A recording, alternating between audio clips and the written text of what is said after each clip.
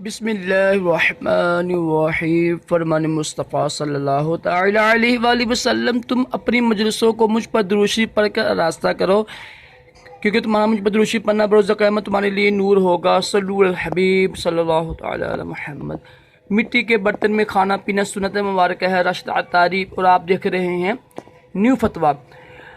अल्हम्दुलिल्लाह, महानामा फ़ज़ान मदीना दावत इस्लामी का जुलाई अगस्त का है, तो इसमें इंशाल्लाह सुनते हैं, एक नया फतवा देखते हैं, पढ़ते हैं।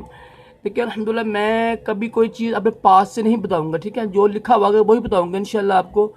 कोई भी लफ्ज़ होता है ना, अपने पास से नहीं बोलूँगा। उदाहरण देखो, इतना बड़ा मसला होता है, शरई मसला होता है ना, तो हदीस पाक में ये भी है ना कि जो बगैर इल्म के फतवा देगा ना, तो ज़मीन और आसमान के फरिश्ते उस पर लानत करते हैं। इसलिए एहतियात किया करें। जो तेरे मुफ्ती होते हैं वो 10 साल पढ़ते हैं, 8 साल पढ़ते हैं।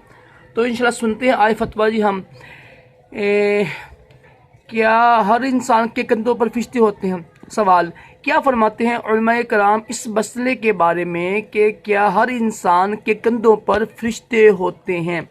मैंने सुना है कि सिर्फ मुसलमानों के कंधों पर फरिश्ते होते हैं, गैर मुस्लिम के कंधों पर नहीं होते। जवाब, जी हाँ, हर इंसान के साथ फरिश्ते होते हैं, चाहे वो मुसलमान हो या काफिर हो।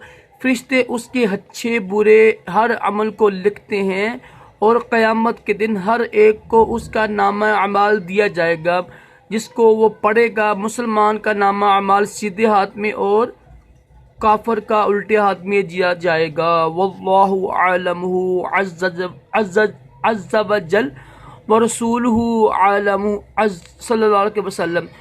तो ये अल्हम्दुलिल्लाह क्या फतवा पढ़ा हम। अल्लाह ताला हम सब को भी इल्म नाफ़ी अता करे, दोनों जहानों की भलाई अता करे। इंशाअल्लाह मैं बहुत जल्दी कल इंशाअल्लाह एक को दूसरा फतवा लेकर हाज़िर खिदमत होऊंगा। सल्लु अल हबीब सल्लल्लाहु अलैहि वसल्लम।